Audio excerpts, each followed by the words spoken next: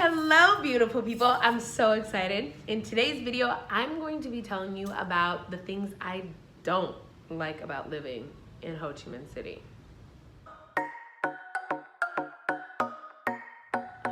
All right.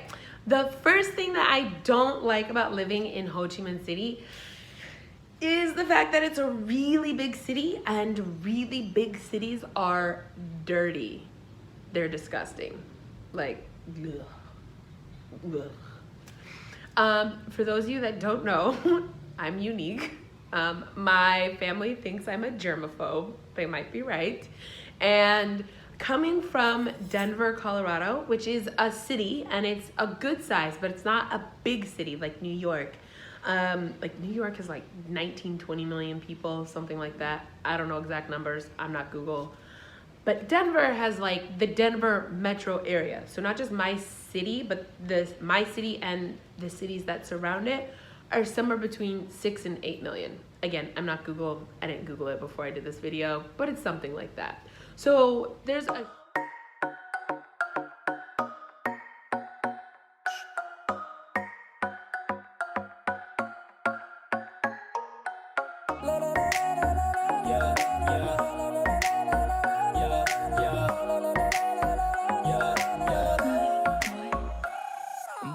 huge difference in the amount of people.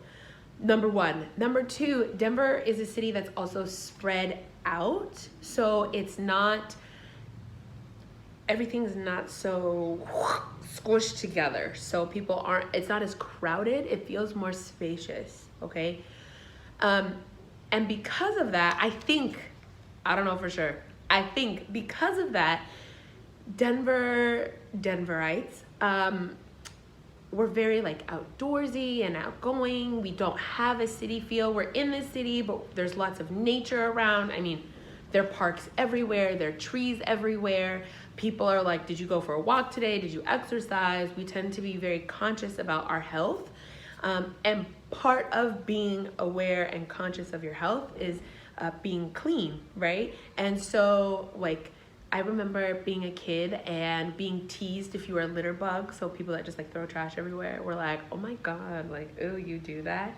So the peer pressure to develop good habits is definitely there in Denver, which keeps the city clean, which keeps our environment clean, and all of that stuff.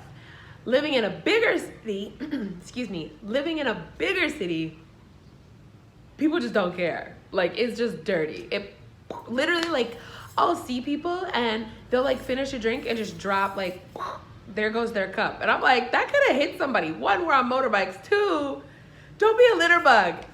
Totally opposite. So it's a big city. It's very dirty. The air is also polluted, heavily polluted, because there's so many people on motorbikes. So not only do they have cars and trucks, and sometimes I wonder about how emissions happens here, but that's a whole different monkey, and honestly, I don't care. Again, very different than in Denver, I assume. However, between those three big things, motorbikes, cars, and trucks, and like the big diesel trucks, like the transportation trucks, and the city buses, so the city is crazy polluted. Like, there's some days I'm like, is it supposed to rain today? And then they're like, no, that's pollution. I'll wear my mask. It's gross. Moving on. Number two, the crazy traffic. Oh my gosh. It's a love-hate relationship. The traffic is bananas. So there are rules and there are laws. And the rules seem to be more like suggestions because there are millions of people. It blows my mind. Here's what I will tell you. The traffic is fascinating. I know it's fascinating because when I first got here, I was in shock and awe. And now that I'm kind of used to it, I see other people who are tourists or that are new, and they're just like, they pull out their phones and they are in shock and awe, like, is this happens every day at 5 o'clock? Yes, it does. Every day at 5 o'clock. It's crazy. I cannot explain it. I'll put some stuff in the video so you guys can see, but it's bananas. That's all I'll say. It's crazy. It's crazy because there are rules, but so they're like suggestions, like I said before. It's also crazy because you have motorbikes, cars, trucks, and people all merging and doing their thing at the same time. Like lights are lights. People, like the big ones, the trucks and the cars, they follow the lights. The motorbikes, they're like, yeah, it's a suggestion. And people just literally will sashay across a intersection and not get hit, which blows my mind. But also, like, why are you sashaying across an intersection? And I'm not talking about like an L, like from this corner to this corner, and then from this corner to this corner. No, they go from this corner to that corner. Do you like your life? I'm just confused. Yeah. I'll put a clip in so you guys can kind of see what I'm talking about, but it's bananas, and it's a love-hate relationship. Moving on. Number 3, this is a personal thing. That I also experienced this in Europe. It's definitely a cultural difference. Oh my God. How extra fresh their meat department is. So, okay, I enjoy eating meat. Sorry for all my vegetarian and vegan friends, but it's delicious. And so I like it. However, I don't like to see the animal that I'm eating. Does that make sense? So I enjoy eating meat. I personally love lamb. It's delicious. However, I don't want to see like the baby lamb hanging up on a hook and then see like, you want the leg? That freaks me out. Then I can't eat it and I'm sad for a week. It upsets me. That is not the case here. So here it's less so than when I lived in Spain, but I will just be minding my own business, going through the grocery store, and there on a huge table is a pig, and literally a person's like, I want that piece or that piece, and they're like, and I'm like, right?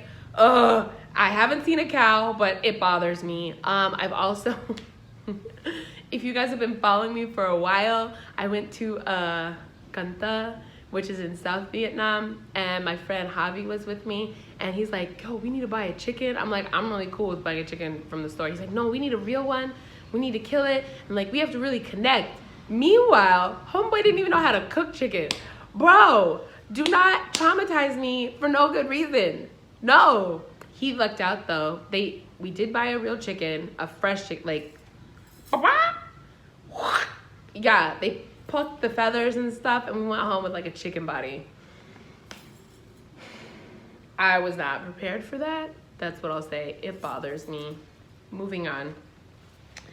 The 4th thing. This is a cultural thing, FYI. I'm an American. And it's not just, it's in Ho Chi Minh City, but it's like a lot of Asia.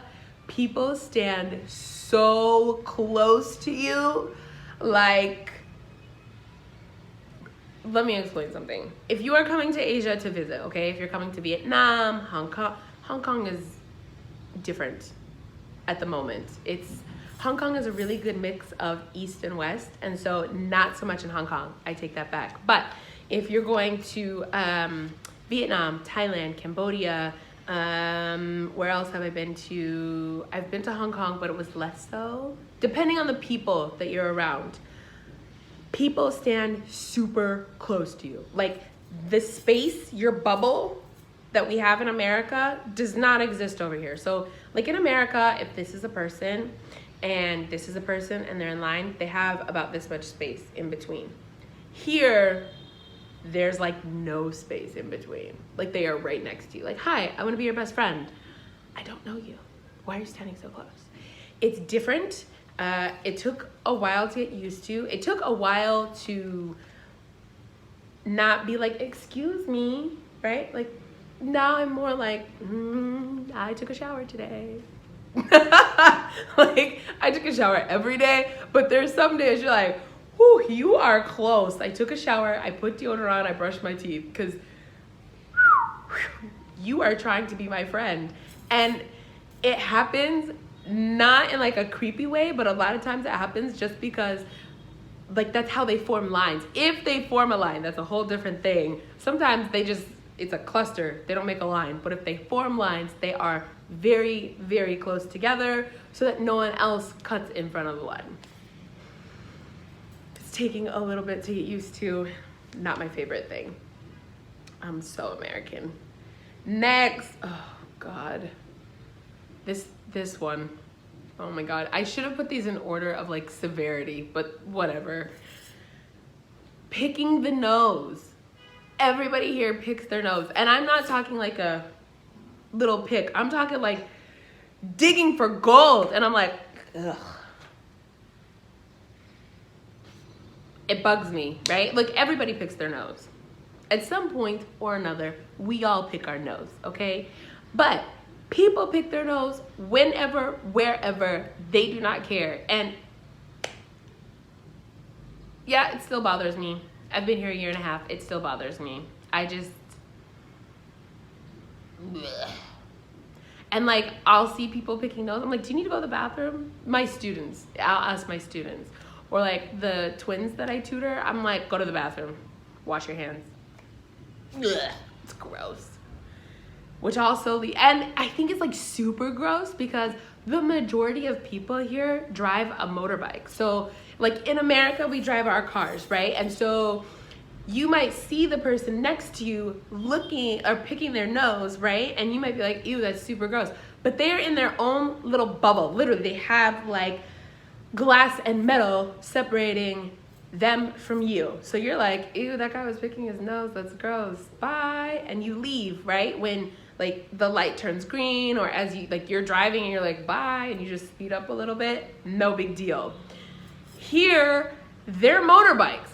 Motorbikes don't have doors. It's just the fresh open air. So you will see homeboy up his nose, roll it and flick it, and like, ah, what if that lands on somebody? Oh my God. I just I can't do it. Oh my God.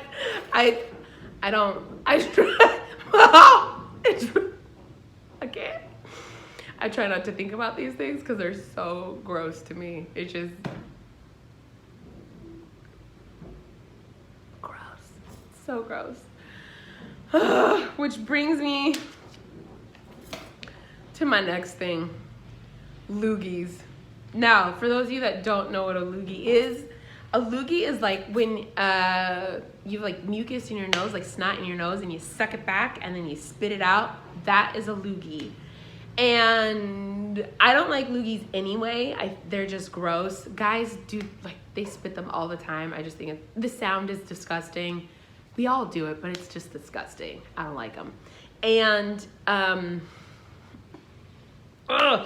it's so gross because guys here they do it and then they just spit. But like the thing is, they're on a motorbike. I think that's what drives me up the wall. Is like, okay, when you have a car, like you can spit it. Most people don't spit it out the window. They'll like open their door and spit it on the ground and keep it pushing, right? Here, like they just, like someone could be right next to you. It freaks me out so bad. It freaks me out. Okay, it's whatever. I'm composing myself. Okay, loogies are disgusting. Next, this is also something that it's a cultural difference. Dudes just pee wherever.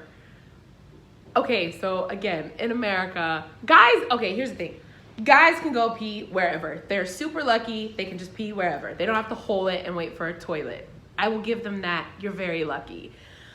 Girls, however, it's a whole different thing. What is super different, which I think is definitely a cultural difference from here and America, is that like in America, guys are really culturally like, almost, I don't want to say shun, but like you just pee. Like if you're on a road trip and you go out into a field and you pee, okay.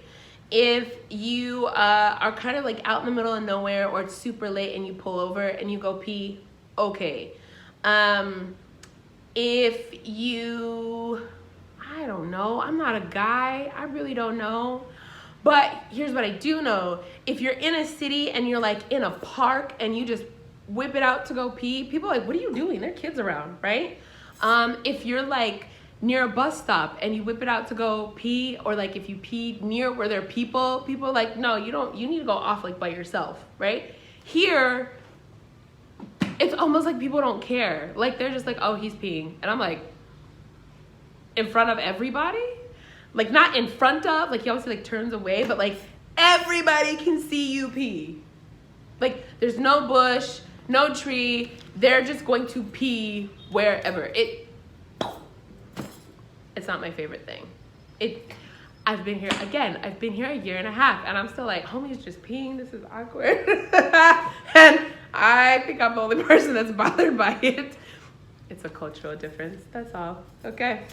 And the last thing that I don't like about living in Ho Chi Minh City are the panhandlers. That sounds like really bad, but it's not so much the panhandlers, like the adult ones. The adult ones, cool, I got you, you're legit. It's the kids.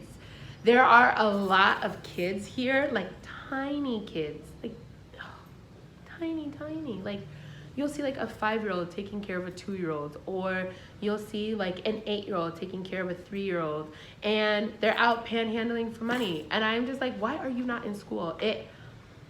I don't like it because it really breaks my heart, and I hate it because there's nothing yet that I can do about that. And it just like makes me really angry. And the sad thing is, I know that it's not just in Ho Chi Minh City. I know that it's like a big city problem. I'm sure every big city, like New York, LA, I'm sure there are kids that panhandle in those cities. I'm sure it's heavily frowned upon, and the police are probably like, you need to get to school. But I know that stuff happens. It's the real world. I'm just saying, I don't like it, so it made the list. All right, that's all that I have. Thank you for staying to the end of the video. I will see you guys in the next one, which is things that I like about living in Ho Chi Minh City. See ya. Quyến rũ ngây ngất loạn nhìn làm tim mê say, cuốn lấy áng mây theo cơn sóng xô dập dìu, nụ cười ngọt ngào cho ta tan vào phút giây miên man quên hết con đường về, chẳng thể tìm thấy lối về.